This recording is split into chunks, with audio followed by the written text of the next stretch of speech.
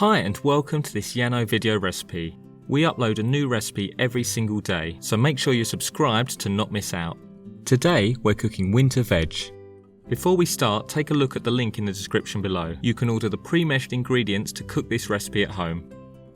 Before you start, preheat the oven to 240 degrees. In a mixing bowl, add the butternut squash, red peppers, sweet potato, Maris Piper potato and onion. In a fresh bowl, mix together the rosemary, thyme, oil and vinegar. Add the oil mixture to the vegetables and stir together so that everything is evenly coated. Spread the vegetables in an oven tray and roast for 40 minutes, stirring every 10 minutes. Enjoy this delicious mixture of vegetables while they're hot. Thanks for watching and don't forget to like this video. We upload a new recipe every single day, so make sure you subscribe to not miss out.